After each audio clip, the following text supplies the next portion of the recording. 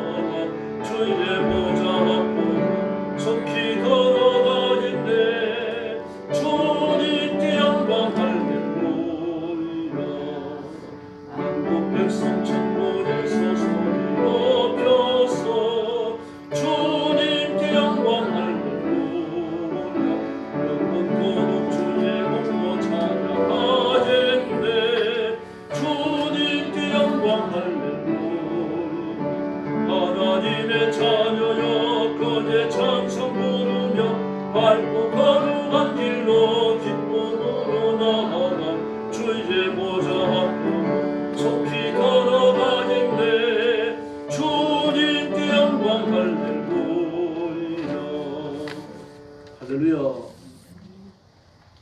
85장 부르겠습니다. 구주를 생각만 해도.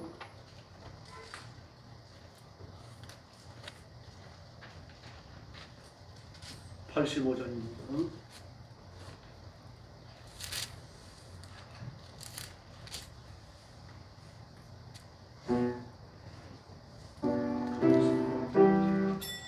(85장) 없어요? 몇 장이요?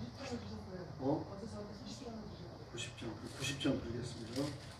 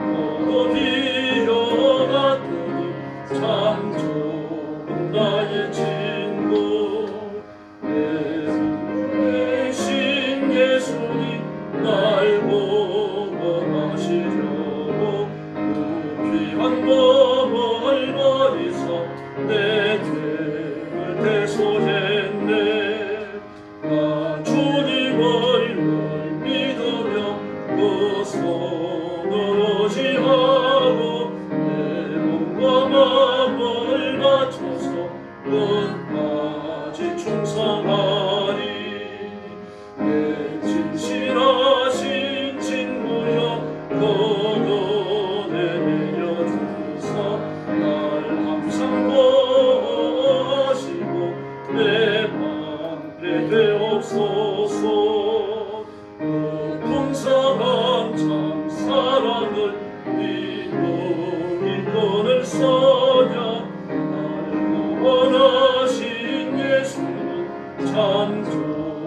나의 친구.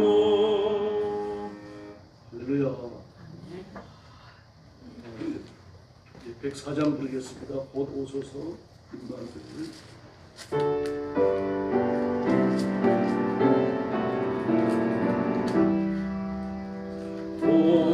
오소서 임마누엘 넘어가소서 이스라엘 급하고 생말고 닮아 메시아 기다립니다. 기뻐하라 이스라엘 곧 오시는 임마누엘. 오소서 지혜의 주 온 만물 질서 주시고 참 진리의 길도 이사 날 길을 인도하소서.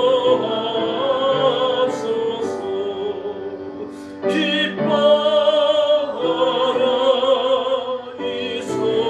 이스라엘 곧 오시리 임마누엘. 오소서 소망의 주 만 백성 만남이 시지와 분쟁 없애고 참 평화 채워주옵소서. 기뻐하라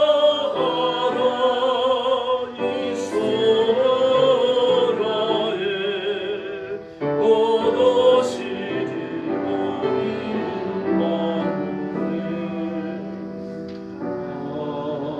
아멘.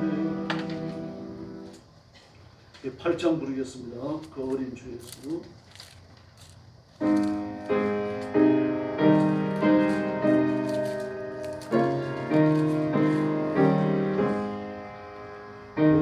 어린 주 예수를 자리옵소. 보위하신 법이 구용에 있네. 조각을 별거리 한자리 없네. 어린 주 예수 멀리 전에 저육축 서리에 아직 잠께나 구원하신 예수 오시지 않네. 우리한 예수를 나 사랑하네. 날더러 함께 하소서. 주에서 내 곁에 가까이 계셔. 그날 없는 사랑 늘 베푸시고 온 세상 아기들 다 품어주사. 주 안에 안겨 살게 하소서. 아멘. 112장 부르겠습니다. 그 맑고 하나님 함께인데.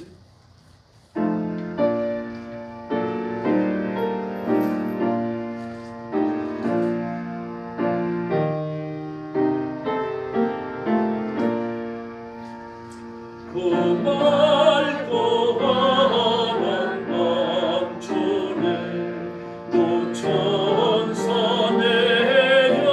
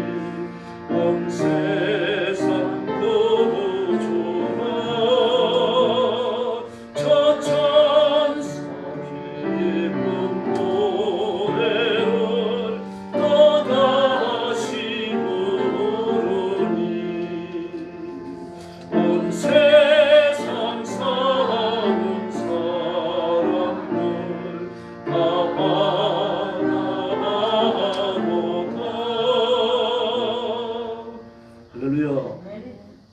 참미예수 237장 부르겠습니다. 오 거룩한 밤.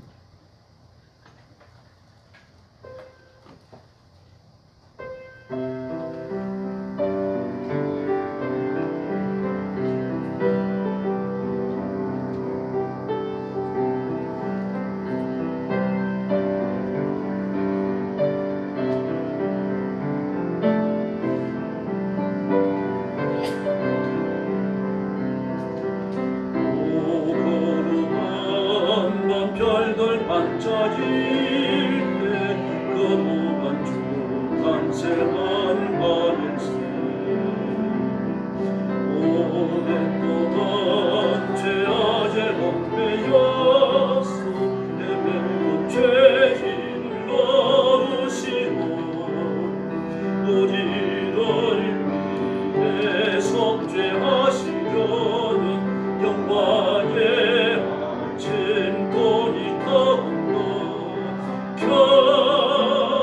경배하라 천사의 기쁜 소리 오 거룩한 밤 주님 탄생하신 밤 그 밤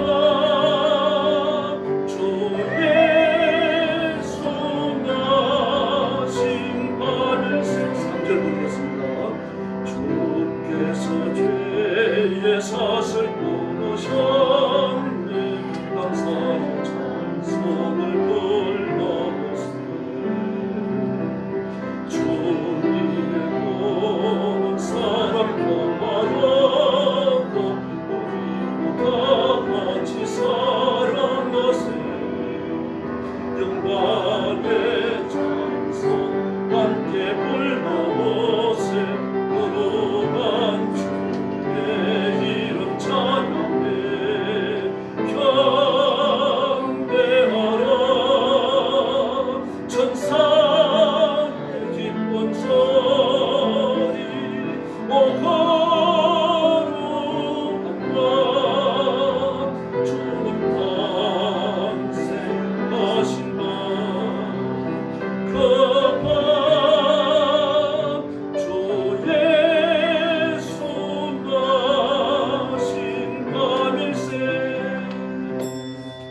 할렐루야. 이제 하나님 앞에 주일 난 예배 올리겠습니다. 다 같이 일어서 주시기 바랍니다. 머리 숙여서 묵상 기도 드리겠습니다.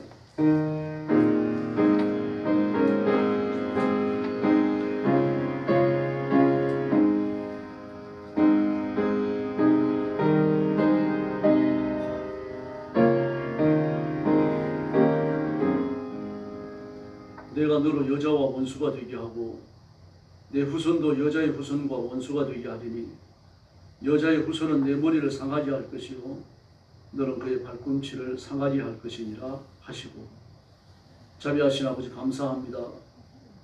우리를 영원한 죽음과 저주와 지옥의 형벌에서 구원해 주시려고 예수님을 이 땅 위에 보내주시고 그 대속의 죽으심과 부활로 우리를 의롭다 하셨으니 감사합니다. 오늘도 하나님의 자녀가 된 그 기쁨과 감사와 충만함을 가지고 주 앞에 엎드립니다. 하나님 앞에 드리는 예배를 기쁘게 받으시며 사랑하는 모든 성도들에게 복을 내려 주시옵소서. 하나님 앞에 머리 숙인 성도들, 영상으로 예배에 참여하는 성도들 다 기억하셔서 믿음에게 부요케 하시고 성탄의 소식을 전하는 전인들이 되게 하시며 하나님의 구원을 온 세상에 선포하는 귀한 종들로 일하게 하여 주시옵소서. 오늘도 온 세상에 흩어져 복음 전하는 선교사님들과 주의 종들과 사랑하는 성도들을 기억하시고 그 예배의 현장에 하늘의 위로를 베풀어 주시기를 원합니다. 성탄의 감격과 기쁨을 주시고 하나님의 은총과 하나님의 복을 사모하는 간절함으로 충만케 하여 주시옵소서. 오늘 아침도 저희들이 말씀을 나누며 음성을 듣고 하나님 앞에 경배하며 찬양하며 기도합니다. 성령님 우리 가운데 임하여 뜨겁게 역사해 주시옵소서. 예수님의 이름으로 간절히 기도 올려옵나이다. 아멘. 찬송가 107장 부르겠습니다.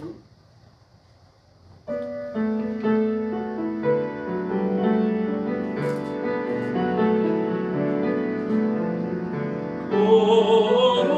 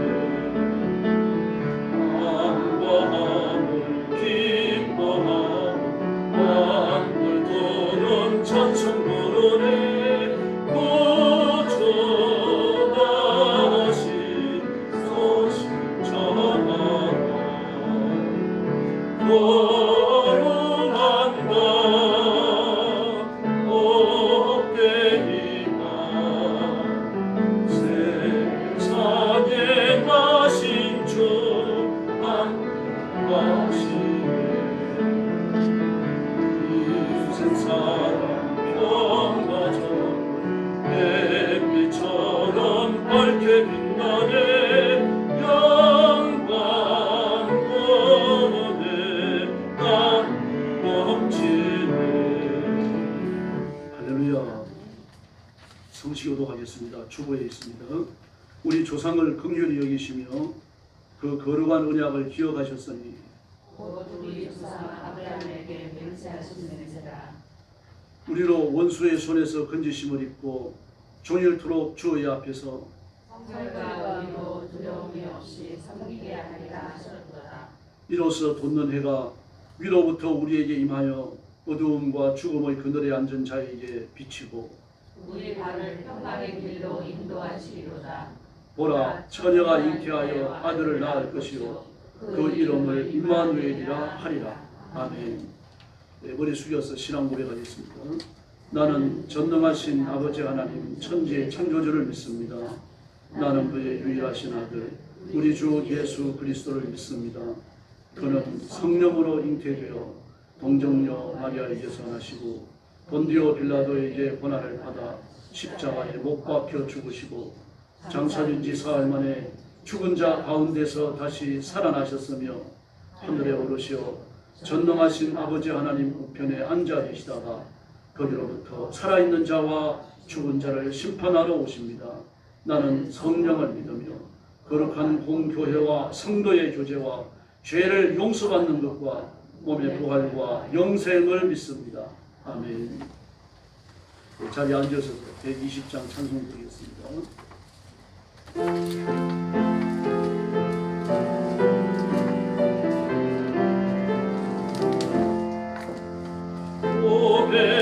오래걸린 작은 물도 잠도는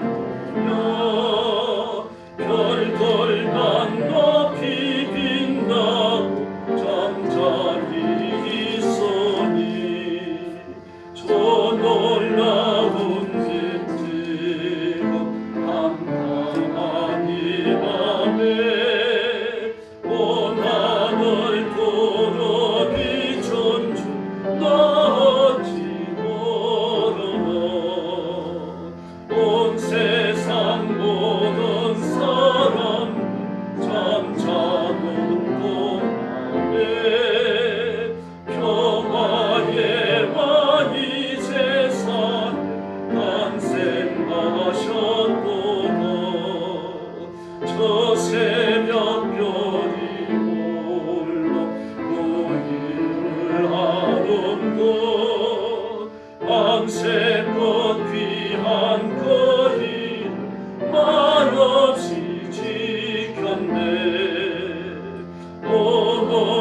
놀라우신 하나님 온 선물 주시니 전 있는 사람 마음에 그 눈에 맞도다.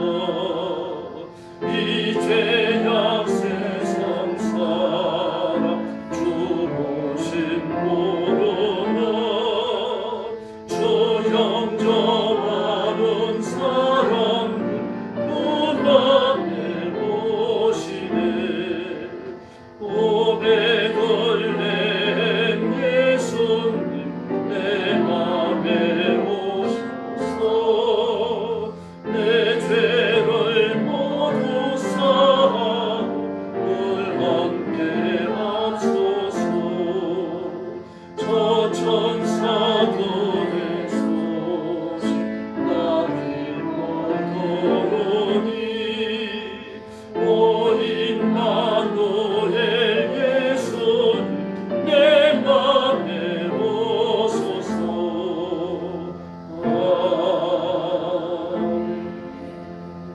합심 기도하겠습니다.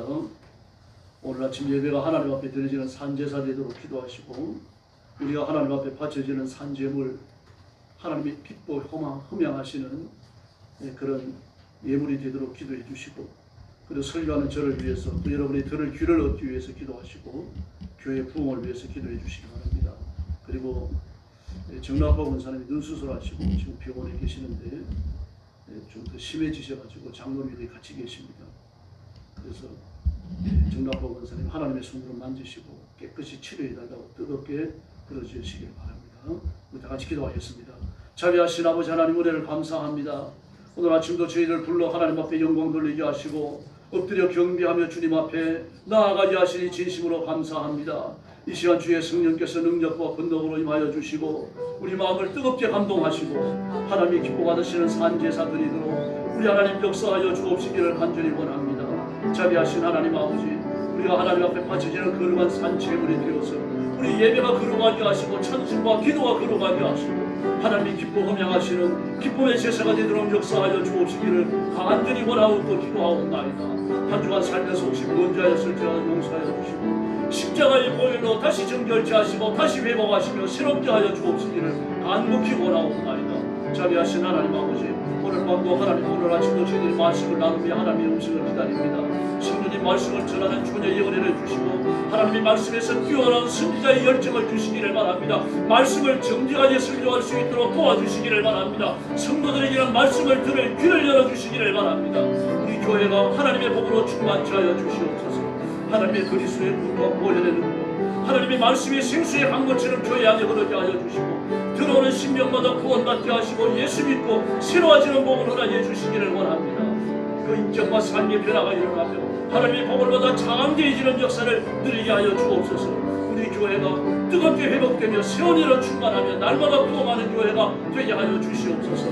나라와 민족을 주님 앞에 맡깁니다. 복받은 민족, 복받은 백성이 되게 하시고 온 정치인들이 예수 믿어 구원받는 역사가 일어나게 하시고 특별히 대통령을 지켜주시옵소서. 오늘 아침도 저희들의 말씀을 나눕니다. 성령님께서 힘있게 역사해 주시기를 원합니다. 자비로우신 아버지 감사합니다. 오늘 아침 저희들이 산 제물처럼 하나님 앞에 연락되기를 원합니다. 성도들을 기뻐 받으시고 두 손 들고 복을 내려 주시옵소서. 큰 믿음 주옵시며 말씀 속에 하나님의 음성을 듣게 하여 주시고 마음의 간절한 소원과 기도가 하나님께 상달되는 거룩한 시간이 되게 하여 주옵시기를 간절히 원합니다. 혹시 범죄하였을지라도 용서해 주시고 거룩을 회복하는 귀한 시간이 되게 하여 주시옵소서. 우리 온 교회와 성도들을 기억하시고 날마다 새로워지며 구원받는 자가 날마다 더하는 깨어있는 교회, 부흥하는 교회로 삼아 주시옵소서. 오늘 아침도 큰 은혜 주시기를 원하옵고 예수님의 이름으로 간절히 기도 올리옵나이다. 아멘.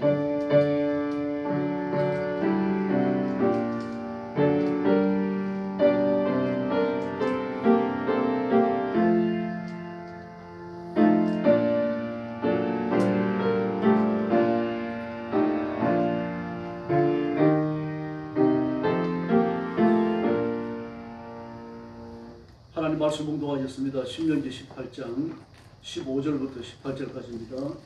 구약성경 290페이지입니다. 한 절씩 교독하겠습니다.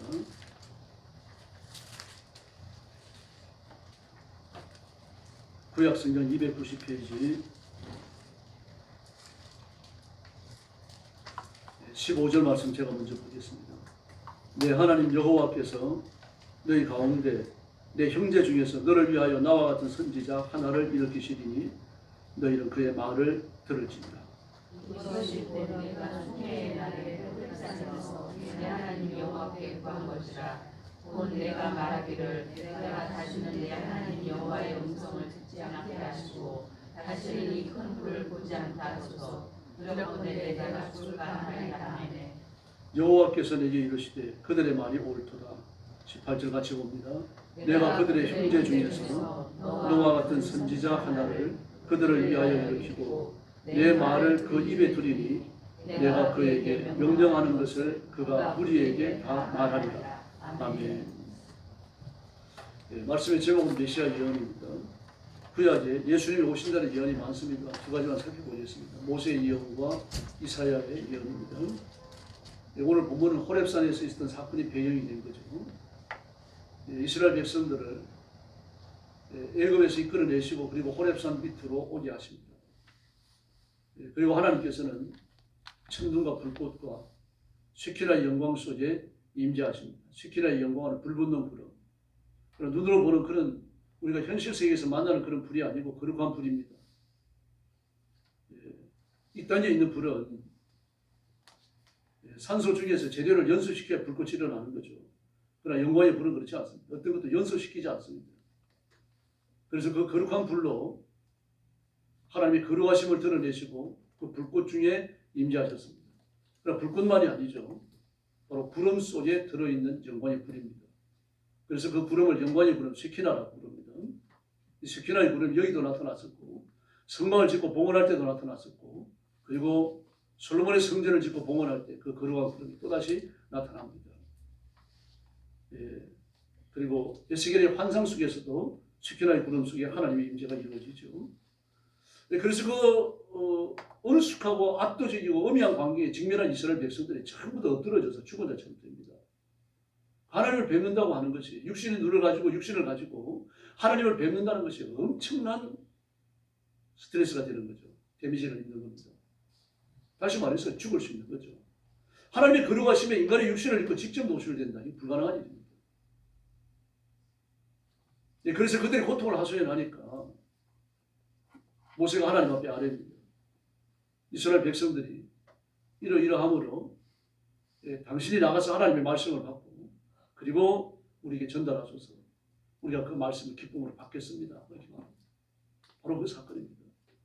모세가 이스라엘 백성을 대신하여 하나님 앞에 나가서 말씀을 받고 그리고 받은 말씀을 하나님을 대신하여 이스라엘 백성들에게 전하는 겁니다. 바로 이 구도가 오시는 메시아의 예언이 되어집니다. 이스라엘 백성은 하나님 앞에 나갈 자격이 없죠. 죄를 지었기 때문입니다. 더럽기 때문입니다. 그러므로 그 더러움을 벗을 수 있는, 더러움을 벗고 하나님 앞에 나갈 수 있는 어떤 장치가 필요하죠. 그 장치가 중보자 모세입니다. 근데 이 말씀을 다시 모세가 인용하면서 뭐라 그럽니까? 나와 같은 선지자를 예수님이, 하나님이 일으키신다. 넌 그의 말을 들어야 된다. 라고 말씀하십니다. 내가 너희를 위해서 하나님 앞에 중보자가 된 것처럼 진정으로 참된 중보자가 이 땅에 오신다. 내가 하는 것은 하나의 예표다. 하나의 사인에 불과하다. 표시에 불과하다. 참된 중보자가 오시는데 그분은 너희의 죄를 짊어지고 하나님 앞에 나가고 그 죄를 다 용서하고 사한 다음에 하나님의 영생하시는 생명, 부활의 새 생명을 너희들에게 나누어 주신다. 이 말씀입니다. 오늘 보면. 그래서 이것이 메시아 예언이 되는 겁니다. 예, 장차 한 선지자를 일으키시겠다. 내 하나님 여호와께서 너희 가운데 내 형제 중에서 너를 위하여 나와 같은 선지자 하나를 일으키시니 내 형제 중에서 사람이실 거라는 얘기죠. 왜 사람이어야 합니까? 사람이 죄를 짊어져야 하니까요. 소가 사람의 죄를 짊어질 수 없습니다. 그럼 구약에서 왜 소가 사람의 짐을 짊어지고 대속의 죽음을 죽습니까? 그건 예수님이 이 땅에 오셔서 참 구속 사역을 십자가 위에서 이루실 것이기 때문입니다. 그게 배경이 된 거예요. 만약에 이 사건이 없다면 구약은 전부 다 쇼가 되고 맙니다. 그러므로 예수님은 율법의 마침이 되시는 거죠. 더 이상 짐승의 피를 흘리지 않습니다. 예수님이 십자가의 피를 흘려주셨기 때문입니다. 그러면서 뭐라고 말씀하십니까? 너희는 그의 말을 들을지어다. 그렇게 말했습니다. 너희는 그의 말을 들을지어다. 왜 그렇습니까? 내 말을 그 입에 두리니 그랬습니다. 하나님의 말씀을 가지고 예수님이 오시는 거죠. 이 말씀은 예수님이 살아계시면서 누누이 강조하셨던 말씀입니다. 내가 내 말을 하더라도 잘못된 게 없다. 그러나 나는 내 말을 하는 게 아니라 나를 보내신 이의 말을 한다. 나는 메신저다. 나는 신부로뿐이다. 그렇게 말씀을 하십니다. 똑같은 말씀을 하시는 거죠. 그 말씀을 하시는 이유가 신명기 18장을 배경에 두신 겁니다. 내가 그에게 명하는 모든 것을 그가 우리에게 다 말하니라. 하나도 남김없이 다 말하니라. 그래서 예수님의 말씀 설교는 사복음서에 정리되어 기록되어졌습니다. 이 말씀을 읽고 이 말씀대로 행하라는 얘기죠. 메시아는 오셔서 모세와 같이 그 백성을 인도하고 이끌어내는 죽음에서 그 모든 죽음의 저주를 벗겨버리시는 참된 왕이 되십니다. 모세가 이스라엘 백성들을 애굽에서 건져내셨죠. 그리고 모세의 이름의 뜻이 뭡니까? 물에서 건진받았다 그런 뜻입니다. 예수님은 저가 저희 백성을 저희 죄에서 건지실 자이십니다. 그 죽음과 저주와 애굽의 그 심판에서 건져내시는 분. 애굽이 심판받잖아요. 그 심판에서 건져내시는 분. 그걸 모세였죠. 예수님은 우리를 죽음과 저주와 지옥의 형벌에서 영원한 심판에서 불심판에서 건져내시는 분이신 줄로 믿습니다. 이게 이렇게 오버랩되는 겁니다. 그러므로 모세는 예수님에 대한 예표가 되어집니다. 예수님은 오셔서 민족적 한계를 초월해서 종말론적 구원을 행하십니다. 예수님 말고는 메시아가 없습니다. 그러나 이 땅에서는 어떻습니까? 좀 강력한 권세를 가지고 그 앞에 굴복합니다. 정치인들도 마찬가지잖아요. 왜 철새 정치인이라는 말이 생깁니까? 이 강한 자가 바뀌면 그 뒤에 가서 줄 서거든요. 다음에 또 리더가 바뀌면 그 뒤에 가서 또 줄 섭니다.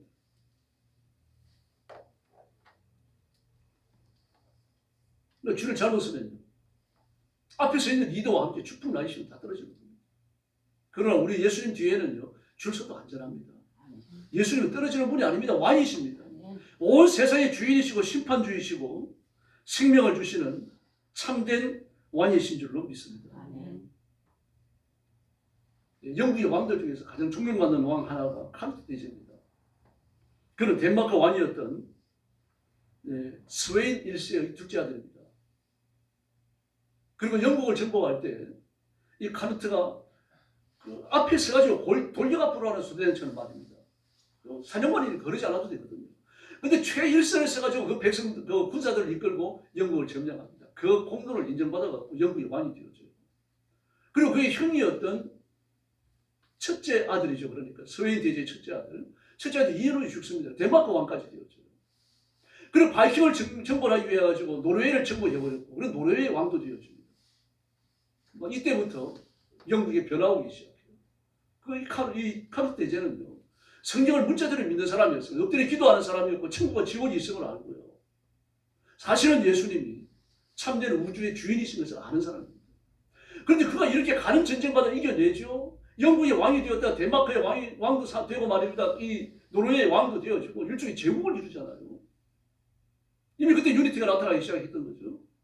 연방이 나타나기 시작했던 겁니다. 막 이걸 보면서 말입니다. 막 깜빡 죽습니다. 그 백성들도 그렇고 신하들도 그렇고요. 근데 카누트 대제가 하루는 참된 교육을 위해 가지고 그들을 데리고 해안으로 나갑니다. 신하들을 이끌고. 그리고 막 풍랑이 몰아치는 그 바다를 향해서 바다야 잔잔하라. 막 3번을 소리 질렀는데 꼼짝을 안 합니다. 그 신하들을 향하여 말합니다. 봐라. 나는 100번을 말해도 파도는 내 말을 듣지 않는다. 그 예수님은 바다야 잔잔하라 한마디 말씀했을 뿐인데 풍랑도 바다도 순종했다. 이 세상의 진정한 왕은 예수님밖에 없다. 나는 그 예수님께 내 왕관을 바친다. 그래서 왕관을 바치고 주님 앞에 꿇어 엎드려 절했는데 얼굴을 땅에 대립니다. 모래밭에 대요. 그리고 죽을 때까지 한 번도 왕관을 쓰지 않습니다. 지금도 웨스트민스터 교회 지하에 가면요, 그 홀에 들어가면, 웨스트민스터 홀에 들어가면 교회입니다. 성모님, 영국 국교회입니다. 그 교회에 들어가면은 이 카누트 대제의 왕관이 전시되어 있습니다. 그리고 그 밑에 이런 말이 쓰여져 있어요. 여기 1032년 카누트 왕께서 그의 신하들에게 겸손을 가르치셨다. 그 진정한 겸손은 뭡니까? 예수님 앞에 엎드리는 겁니다. 하나님을 왕으로 인정하는 거죠. 예수님 왕으로 오셨습니다. 그런 어떤 왕이십니까? 죽으러 오신 거죠.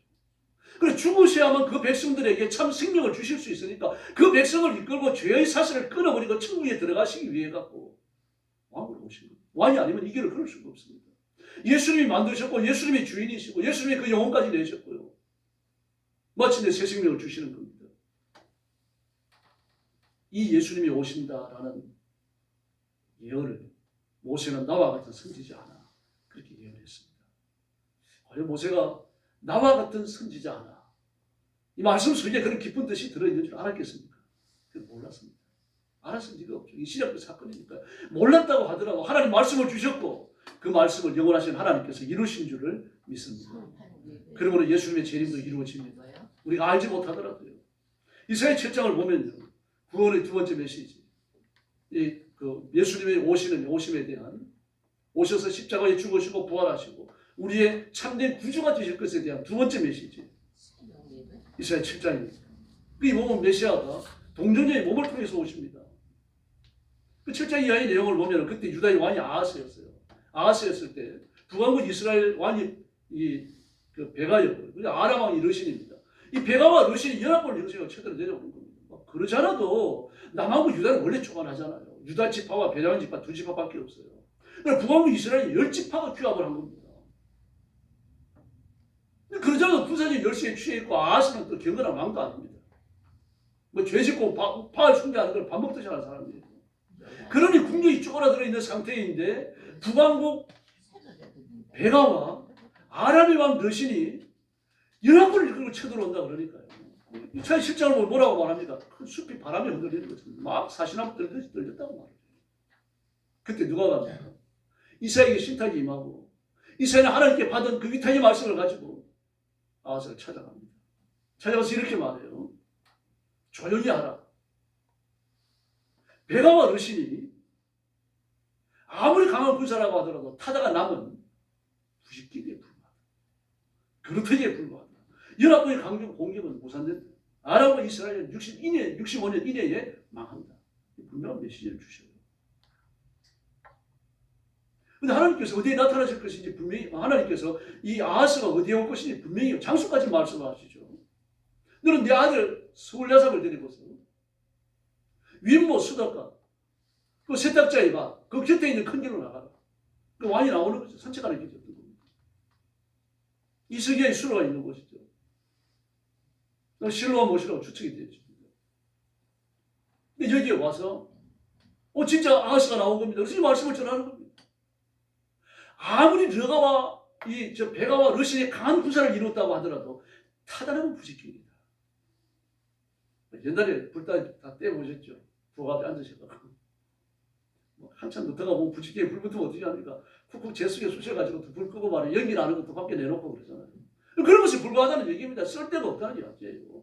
뭐 불식경이 나오다가 짧아지면 그 다음에 불식이 던져놓는 거잖아요. 이 베가와 르신이 아무리 강하고 군사력이 아무리 힘이 있다고 하더라도 그렇게 된다는 이야기입니다. 이 말씀대로 됩니다. 주전 722년에 아수르의 세계 제패 전쟁 때 두 나라가 다 망합니다. 동시에 망해요. 하나님의 예언 1.1핵이라도 떨어지지 않습니다. 근데 이 말씀을 아하스를 믿을 수가 없었습니다. 왜 그렇습니까? 아수르는요, 세계적인 제국으로 지금 막 성장하는 제국입니다. 신흥 제국은 아닙니다. 그러나 역사를 보면 신흥 제국에 속하죠. 그 세계 제패 전쟁을 위해 가지고 말입니다. 많은 전쟁을 하고 또 전쟁을 더 하면서 막 그 제국을 만들어가던 그 시대, 이 아시리아 제국입니다. 그런 왕국인데 그런 왕국과 부왕국이 편을 먹어가지고 쳐내려온다. 그런데 그들은 타다는 부식행입니다. 이 말을 믿을 수 없었던 전혀 현실과 맞지 않아요. 뭐 내려와가지고 밟고만 지나가도 나가고 유다는 망하게 되어 있는 겁니다. 그걸 압니다. 뭐 기병들을 이끌고 오고 병거를 이끌고 와가지고 그냥 막 밟고만 지나가도 나가고 망하는 거예요. 안 믿습니다. 하나님 그걸 아시죠? 안 믿는다고 아십니다. 그래서 뭐라고 말합니까? 너는 표적을 구해라. 너 안 믿고 있구나. 이스라엘 가서 마리아 아하스를 찾아갔어요. 너 안 믿고 있구나. 표적을 구해라. 어떤 표적을 구하면 내가 다 이루겠다. 그럼 네가 믿겠느냐? 그랬더니 뭐라 그럽니까? 아주 교만합니다. 아하스가. 그리고 교활하고 거짓으로 충만해요. 저는 구하지 않겠습니다. 구하지 않더라도 하나님이 주실 줄을 믿습니다. 진짜 그런 믿음을 가졌으면 얼마나 좋겠습니까? 거짓말 하는 겁니다. 믿음이 없으면서 믿는 척 하는 거예요, 지금요. 그래서 하나님께서 자기 언약의 신실성을 인치기 위해 가지고 하나님이 스스로 표적을 주십니다. 그게 뭡니까? 처녀가 잉태하여 아들을 낳을 것이요. 그 이름을 임마누엘이라 하리라. 할렐루야. 이 표적입니다. 처녀가 잉태하여 아들을 낳는 것은 하나님의 구원을 확정하는 표적입니다. 그가 악을 버리고 선을 선택할 줄 알 때가 되어지면 엉긴 젖과 꿀을 먹는다. 무슨 말입니까?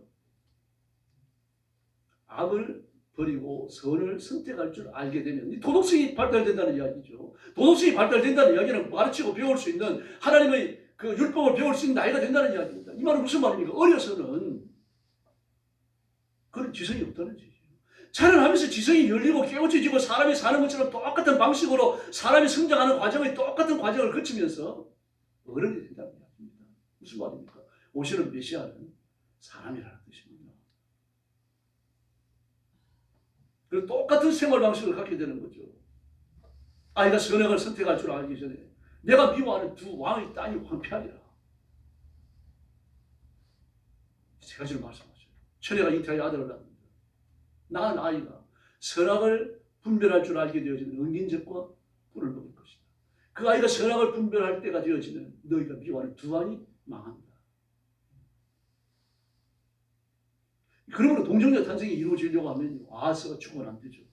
남한국 유다가 망해도 안 됩니다. 르신과 베가가 반드시 패망하고 자기 나라로 돌아가야만 되는 거죠.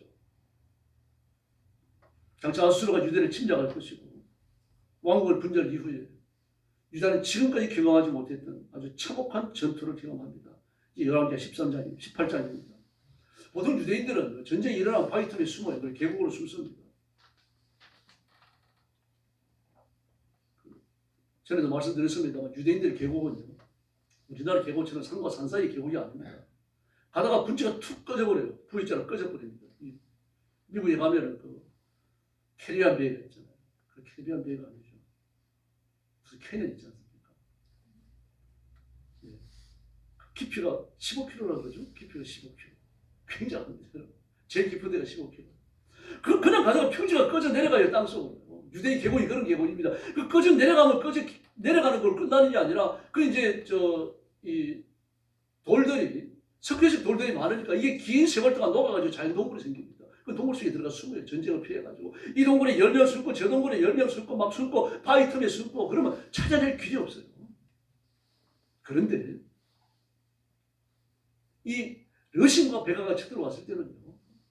얼마나 많은 군대가 왔든지만 동물 하나하나 골짜기에 들어가서 골짜기 다 뒤지고 바위 틈 하나하나를 다 뒤져가지고 그대로 다 죽습니다.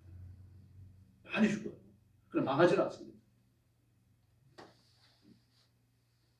참 무서운 전쟁이죠. 땅이 황폐해지는데 이 전쟁이 얼마나 참혹했든지 불을 얼마나 많이 질렀든지 땅이 황폐해집니다. 곡식을 심을 수 없을 정도로 땅이 황폐해져 버려요. 왜 그랬습니까? 아하스가 하나님 언약을 믿지 않았기 때문에. 이렇게 무서운 일이 벌어집니다. 그럼 망하지는 않았어요. 메시아가 오셔야 되니까요. 그러므로 이제 동정녀 탄생은 예수님이 메시아라는 사실을 알리는 표적입니다. 예수님이 메시아로 오셨을 때 많은 사람들이 당황했습니다. 더구나 서기관들은요, 예수님이 어디에 오신다라고 하는 구약의 메시지를 분명히 알고 있었어요. 분명히 알고 있었지만 예수님이 오셨다라고 말할 때 그 예언을 펼쳐갖고 예수님이 어디에서 오신다라고 했다고 동방박사들에게 알려주면서도 자신들 믿지 않았습니다. 그럴 수밖에 없잖아요. 이런 예언이 있으니까 이런 예언을 알려주는 건 맞지만 이 예언대로 태어나신 분이 말구에 오신 예수님이라고 하는 사실이에요. 이것을 매치시키는 어떤 증거가 없었다는 겁니다. 그때 몰랐기 때문이에요. 왜 몰랐습니까? 역시 하나님의 말씀을 몰라서가 아니라 하나님의 말씀을 자의적으로 해석하고 있었던 겁니다. 이게 큰 문제입니다. 이 말씀이 기록된 대로 믿는 게 아니라 내가 믿고 싶은 대로 믿는 거예요. 내 생각대로 믿는 겁니다. 내 의지대로 믿는 겁니다. 이것 때문에 이스라엘 백성들이 막 역사적으로 줄줄이 망하지 않습니까? 여러분 믿고 싶은 걸 믿는 게 아니라 성경 말씀을 믿으시길 바랍니다. 여기 진리가 있는 겁니다. 하나님의 말씀이 아니라고 하면 아닙니다. 하나님의 말씀이 맞다고 하면 맞는 거예요. 동정녀 탄생을 동정녀의 몸을 통해서 오신다라고 말했지 않습니까? 동정녀의 몸을 통해서 오시는데 그를 임마누엘이라 하리라. 그럼 그 동방박사들이 찾아왔던 유대의 왕으로 오신 그 아이가 베들레헴 구유에 나셨는데 그분이 마리아의 몸이 마리아인지 누군지 여자 이름은 모르더라도 동정녀인지 아닌지 그를 출생한 분이에요. 그걸 알아봐야 할 거 아닙니까? 알아보지도 않았어요. 그땐 그게 의미가 없었습니다. 왕으로 오시니까 당연히 왕실에서 태어나야 된다고 생각했습니다. 쫙 짜지없는 시골 산골 짜지였어요. 메시아가 짐승들의 구유에 오신다. 그들은 상상도 할 수 없는 겁니다. 예수님께서 나사렛 사람이라고 말했을 때 나다렛을 뭐라고 합니까? 나사렛에서 무슨 선한 것이 날 수 있느냐? 그렇게 말했어요. 적어도 메시아라고 하면 나사렛같이 천박하고 그렇게 막 후지고 말입니다. 아주 척박한 그런 시골 동네가 아니라 적어도 예루살렘 같은 데서 나셔야 되지 않느냐. 학자에게 배워야 되고 앞배에게 배워야 되고 또 아주 막 굉장한 막 법적지근한 그런 이력을 가져야 되지 않느냐. 이게 이스라엘 사람들이 가지는 메시아에 대한 보편적 생각이었습니다. 이걸 깨뜨려버리는 게 뭡니까? 동정녀 탄생입니다. 어떤 사람은 예수의 동정녀 탄생을 무지하게 출생하기 위한 유일한 방식이라고 말하는 게 잘못됐습니다. 예수님이 이 땅에 오시는 것은 출생에 오셔서 죄가 없으신 이유는 출생의 방식 때문이 아닙니다. 예수님은 원래 죄가 없으신 하나님이시기 때문입니다. 하나님이시기 때문입니다. 그럼 왜 동정녀 몸에 오십니까? 표적이라니까요. 사인입니다. 예표입니다. 바로 내가 예수다, 내가 그리스도다, 내가 메시아다 이걸 외치는 운명이에요. 피조물의 유무죄는 출생 방식에 따라 결정되는 게 아닙니다. 원래 죄가 있는 거예요. 원래 죄가 있는 겁니다. 창세기 3장에서 아담과 하와가 선악을 알지 않은 나무의 열매를 따먹는 그 순간요. 그 이후에 태어나는 모든 인간들이 죄를 뒤집어 쓰고 태어나는 겁니다. 출생 방식 때문이 아니에요. 뿐만 아닙니다. 동정녀 탄생은 예수님이 구약의 예언대로 오신 참 메시아라고 하는 사실을 보여줍니다. 예수님만이 메시아입니다. 우리 기독교의 어떤 정신 나간 분들도 부처도 메시아다. 공자는 메시아다. 예수도 메시아다. 어떤 메시아를 믿느냐가 중요한 게 아니라 어떤 메시아든 메시아만 믿으면 잘 된다. 야, 무서워요. 이런 말들을 교회 강단에서 외칩니다. 주일 난예배 때서 이번 주일 때 그럴 겁니다. 성탄절 또 그럴 겁니다.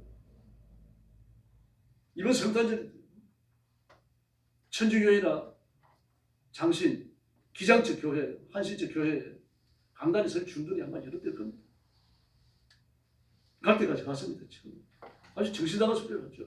그들이 메시아라고 하면 전혀 몸에서 잉태했는지 봐야 될 거 아닙니까? 그가 임마누엘인지 알아야 할 거 아닙니까? 자기 백성을 저희 죄에서 건지시는 사역을 했는지 이거 알아봐야 될 거 아닙니까? 저희 백성을 저희 죄에서 건지실 자이십니다. 그분이 메시아예요. 똑같이 죄를 짓고 범죄에 뒤대다가 죽어가지고 사망으로 돌아가고 무덤까지 남긴 그들에게 무슨 소망이 있습니까?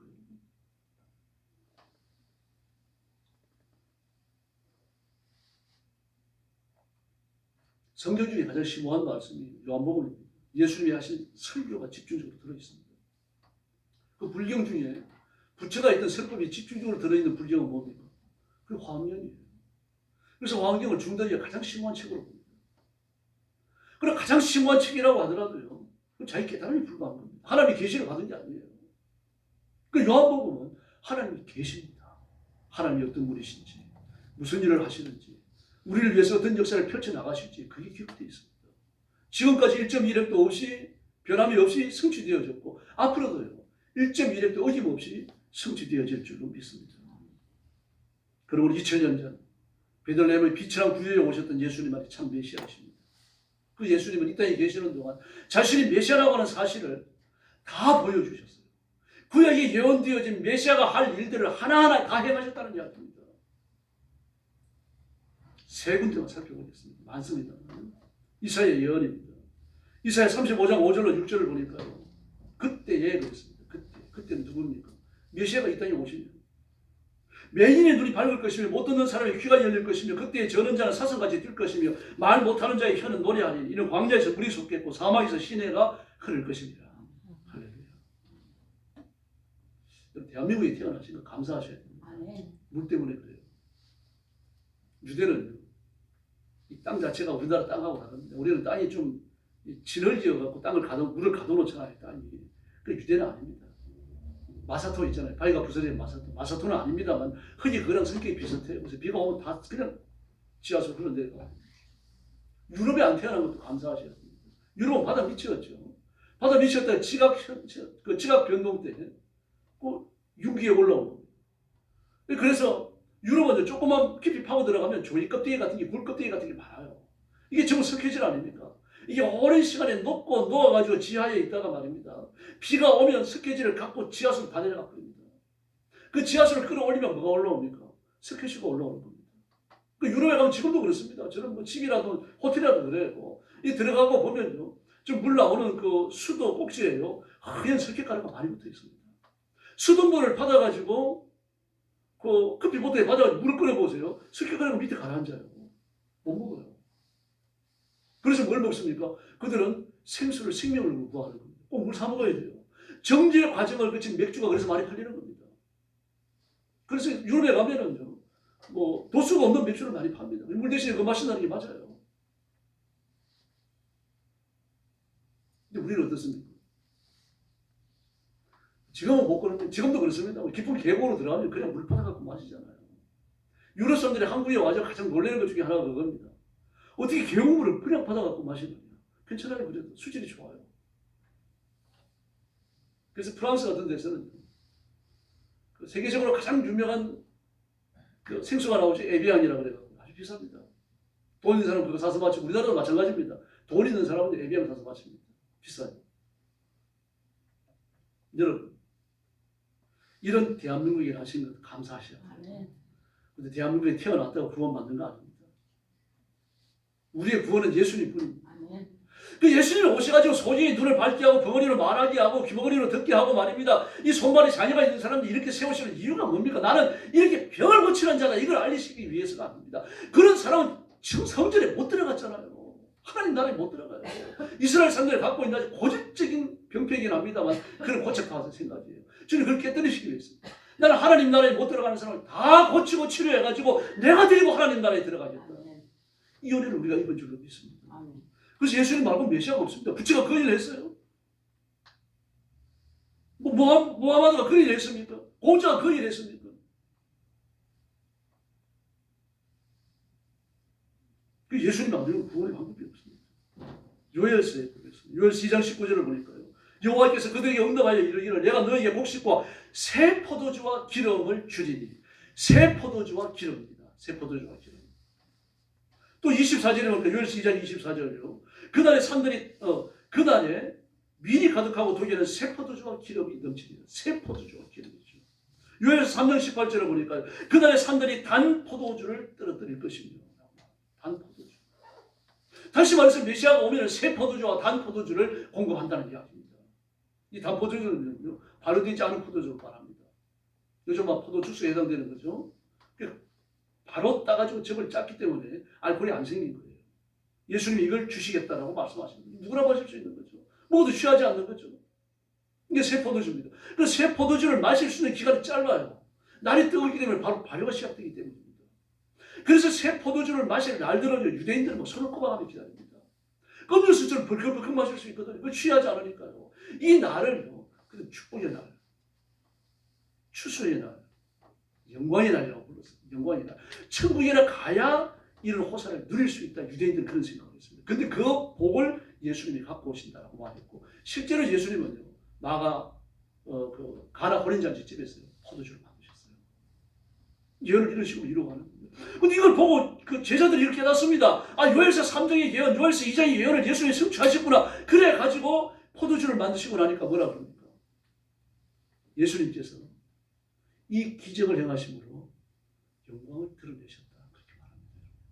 하나님의 영광, 예수님의 영광, 메시아의 영광을 본 거예요, 제자들이요. 또 스가랴서에 뭐라고 말합니까? 스가랴 6장에 보니까요. 만군의 여호와께서 이같이 말씀하실 때 보라 싹이라 이름하는 사람이 자기 곳에서 돋아나서 여호와의 전을 건축하리라. 그가 자기의 전을 건축하고 영광도 얻고 그 자리에 앉아서 다스리실 것이요. 할렐루야. 자기 전을 건축한다. 세상에 어느 대제사장이 자기 전을 건축했습니까? 그런데 이제는 예수님이 자기의 전을 건축한다. 그러면 세상에 있는 전이 아니죠. 하나님 나라에 있는 하나님의 전, 하나님 나라에 있는 하나님의 성전, 예수님이 건축하신다는 이야기입니다. 무슨 말입니까? 예수님 자신이 성전이시라는 얘기입니다. 내가 이 성전을 걸라 내가 사흘 만에 일으키리라. 자신의 몸을 두고 한 말이라고 여러분 복음서에서 해석하지 않습니까?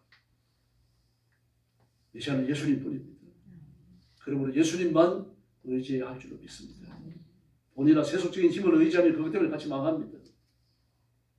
그래서 예수님이 이 땅에 오셔서 포로된 자에게 자유를, 눈먼 자에게 보게 함을, 눌린 자에게 자유를, 주의 은혜의 해를 전파하신다라고 말씀하셨고 직접 그랬습니다. 지금도 예수는 이 일을 하나님의 사람을 통해서 계속하여 행하시는 줄로 믿습니다. 그래서 예수님은 보편적 교훈을 뒤엎어버리셨어요. 안식에 병 붙이셨습니다. 막 그러자 유대인들이 수고거리는 겁니다. 세상에 어떻게 안식이라는 의료 행위를 하느냐. 의료 행위를 하셨습니까? 아니잖아요. 의료 행위는 그대로 드러난 거죠. 그 행위를 하시는 이유가 어디 있습니까? 죽음과 저주에 갇힌 그 사람을 끌어내시기 위해서입니다. 그래서 말합니다.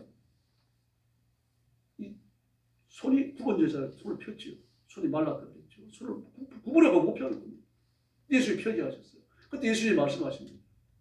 이 죽음과 사망, 마귀에 붙들린 아브라함의 딸을 안식일에 그를 그 올무에서 풀어내 자유케 하는 것이 옳겠느냐?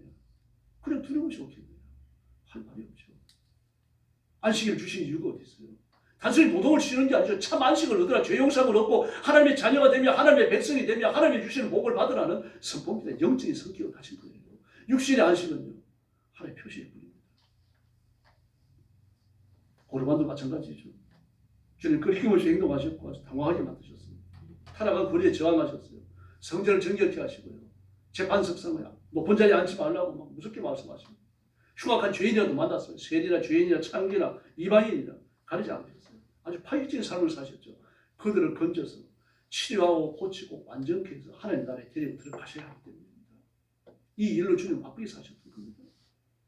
그래서 율법의 요구를 이루셔서 주님은 칭의의 결과를 우리에게 돌리셨고요. 죄인들이 지성을 밝히셔서 탈무드가 아니라 기록된 하나님의 말씀으로 돌아오도록 호소하셨습니다. 그리고 마침내 십자가 위에 죽으시고 3일 만에 부활하심으로 우리에게 의인이 되는 길을 여신 줄로 믿습니다. 따라하시기 바랍니다. 예수님만 구주이십니다. 할렐루야. 제주도에 열방대학이라고 있습니다. 예수 전도하는 사는 전도훈련학교인데요. 이 훈련소에서 훈련받던 그 여성입니다. 자매 한 분이 자기가 이제 외국에 나갔던 선교사님 한 분하고 이제 같은 집에 있게 됐어요. 그 열방대에서 숙식을 다 제공을 합니다. 기본 숙식을 제공하는데 개인적으로 필요한 건 본인이 사야 돼요. 근데 선교사님 젊어서 아직 전부이는 애가 있었는데 뭐 수입이 없잖아요.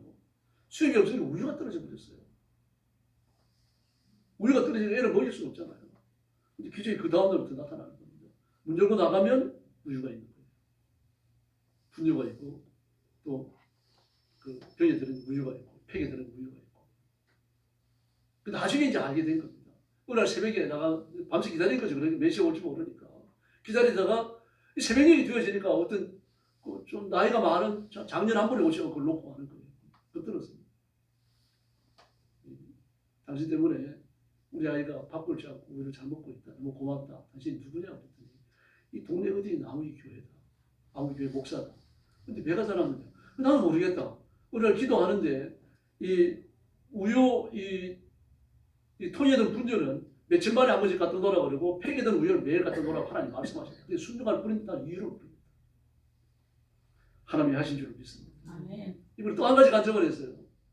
그 어머니가 뇌경색이 온 겁니다. 그 혈관이 어디가 막혔는가 하면요. 이 뇌에서 심장에서 뇌로 가는 혈관이 막혀버린 거예요. 그러니까 뇌경색이 올 수밖에 없죠. 뇌는요.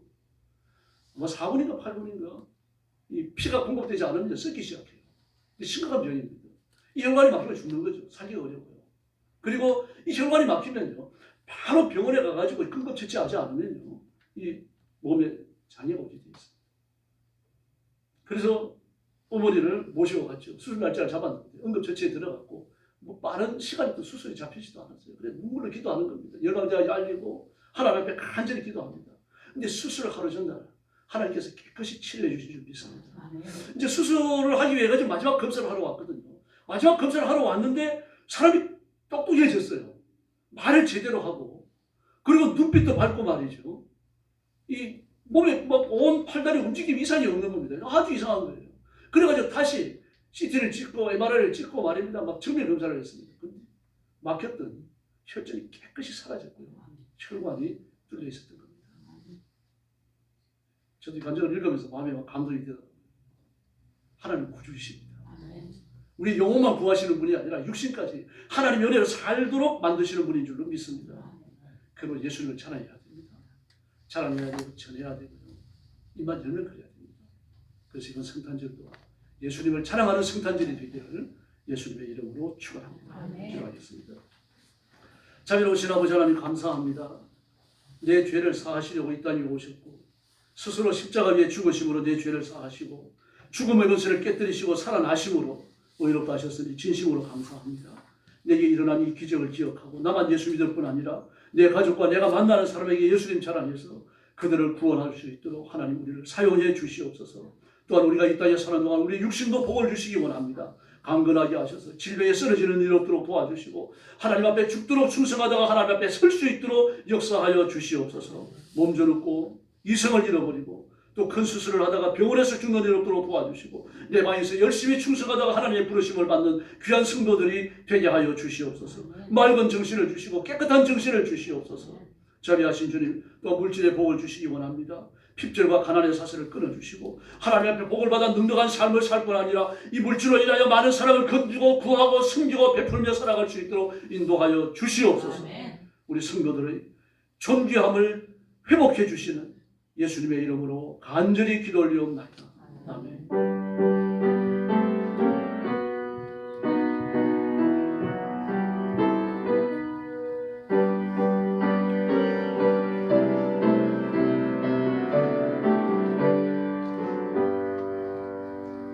찬송가 122장 부르겠습니다. 이 찬송 부르고 헌금 드리겠습니다.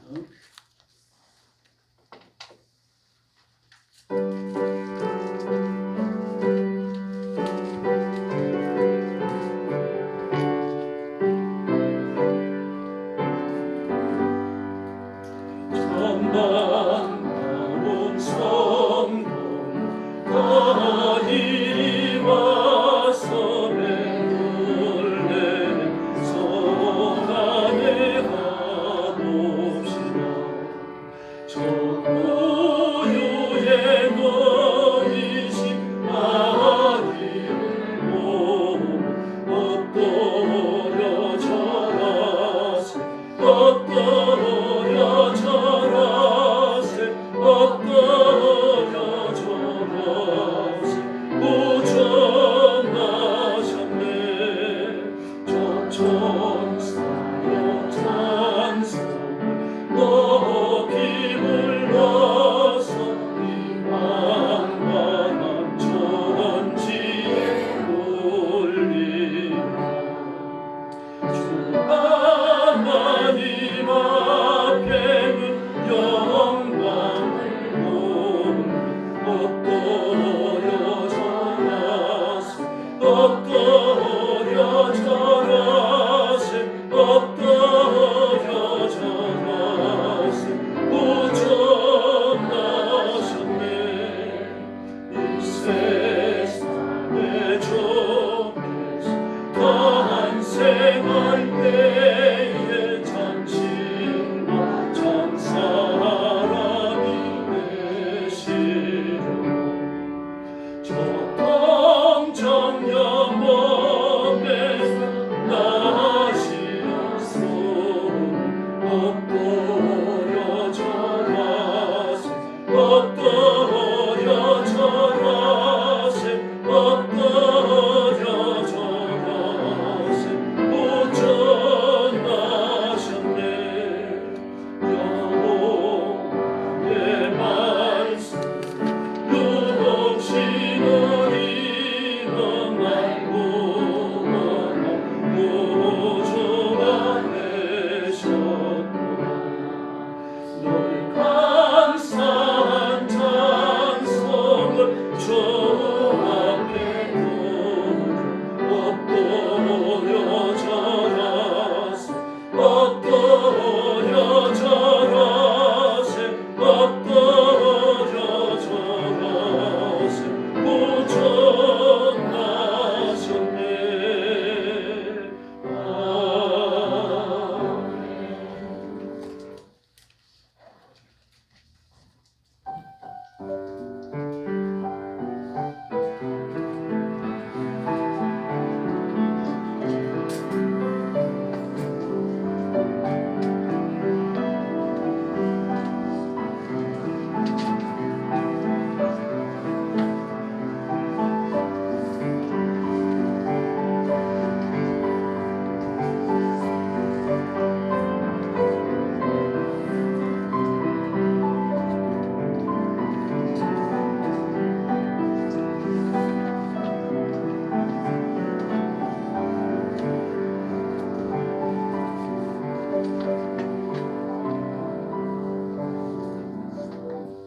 기도하겠습니다. 자비로우신 아버지 영광을 돌립니다. 하나님 앞에 온 마음과 힘과 정성을 다하여 예배하며 또 준비한 예물을 주 앞에 봉헌했습니다. 사랑하는 성도들의 이 귀한 은신을 기뻐 받으시고 하나님의 가슴에 품으시며 복내려 주시옵소서.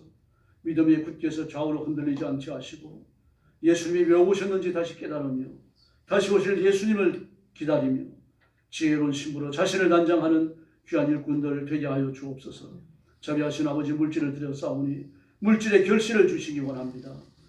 물질이 없어서 죄 짓거나 비굴하게 살지 않도록 도와주시고 풍성한 물질을 주셔서 섬기며 나누며 베풀며 살게 하시고 복음 전하여 영혼을 건지는 데 사용되는 귀한 물질을 소유할 수 있도록 역사해 주시옵소서. 이 물질을 주께 봉헌합니다. 복음이 땅끝까지 전파되는 일과 하나님의 교회를 든든히 세우는 데 쓰여지는 귀한 물질이 되게 하여 주옵소서. 예수님의 이름으로 간절히 기도 올리옵나이다. 아멘.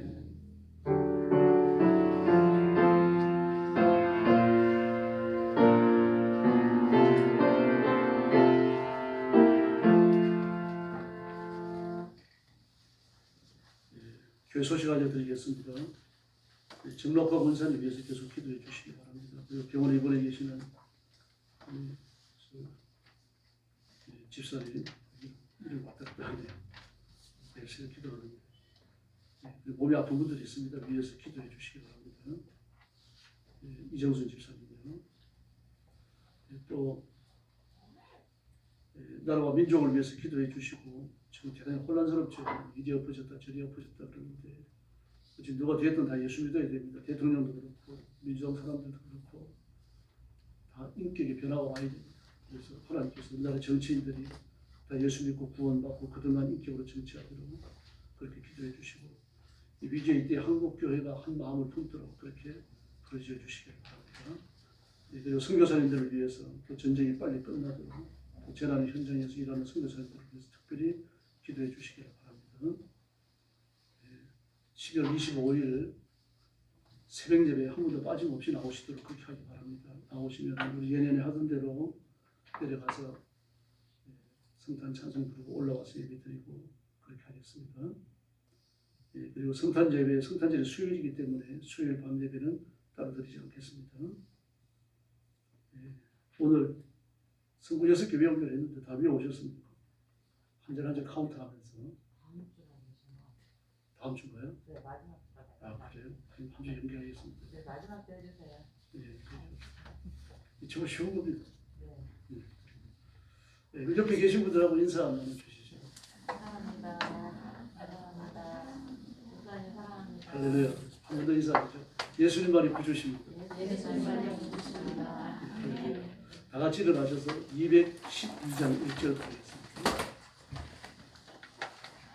112장입니다. 112장. 1절만 부릅니다.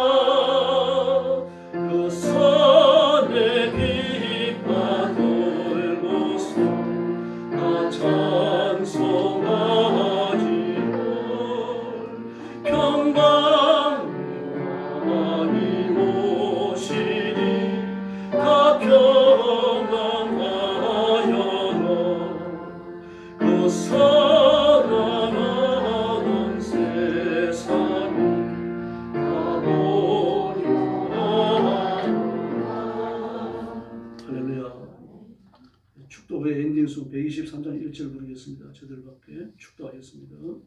이제는 우리 구주 예수 그리스도의 은혜와 하나님 아버지의 극진하신 사랑과 성령님의 도우심과 인도하심과 교통하심이 성탄절 전주일 예배를 드리며 예수님이 이 땅 위에 왜 오셨는지를 다시 상고하고 제림의 예수님을 기다리며 자신을 지혜로운 신부로 단장하기 원하는 사랑하는 모든 성도들 머리 위에 영원토록 함께 계실지어다. 아멘.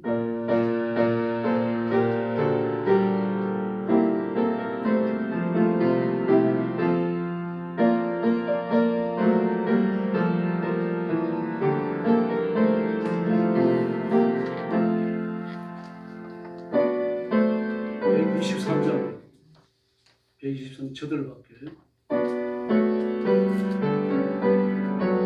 1절만 저들밖에 한밤중에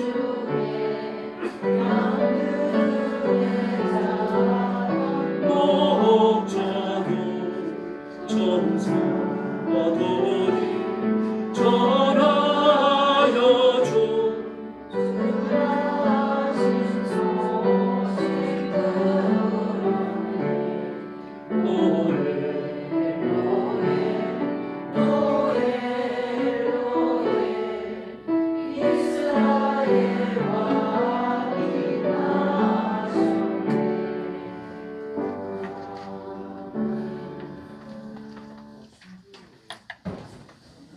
식사하고 가셔요. 떡국 끓였어.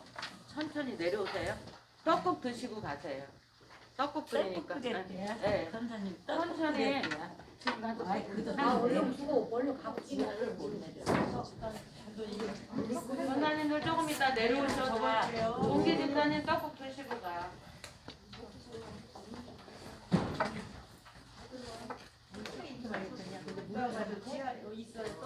네. 근데 누나 이렇게.